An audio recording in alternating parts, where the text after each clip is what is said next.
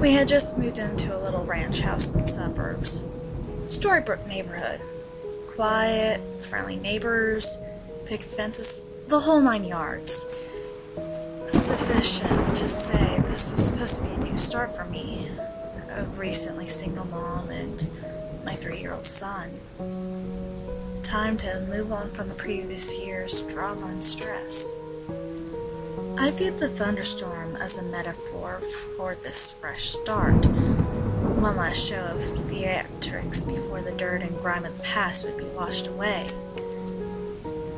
My son loved it anyway, even with the power out.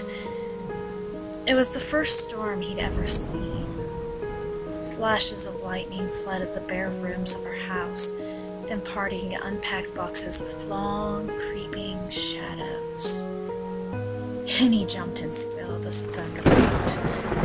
It was well past his bedtime before he'd finally settled down enough to go to sleep. The next morning, I found him awake in bed and smiling. "I watched the lightning out my window," he proudly announced. A few mornings later, he told me the same thing. "You're silly," I said. "It didn't storm last night. We're only dreaming." "Oh." He seemed somewhat disheartened. I ruffled his hair and told him not to worry. There should be another storm soon. Then it became a pattern. He would tell me how he watched the lightning outside his window at least twice a week, despite there being no storms. Reoccurring dreams of that first memorable thunderstorm, I figured. It's easy to hate myself in hindsight. Everybody assures me that there's nothing I could have done. No way I could have known, but I'm supposed to be the guardian of my child, and these are useless words of comfort.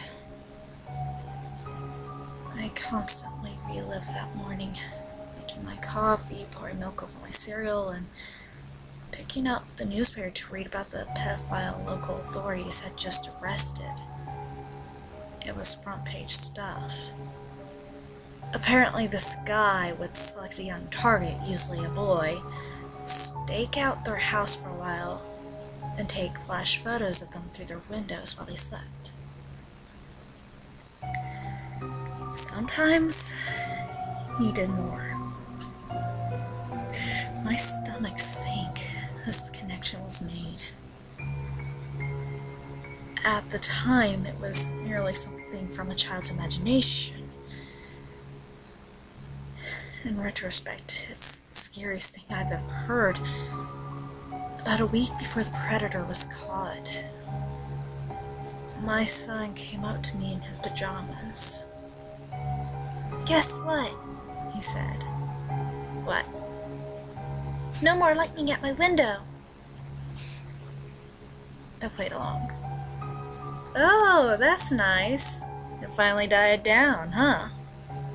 "No, it's in my closet."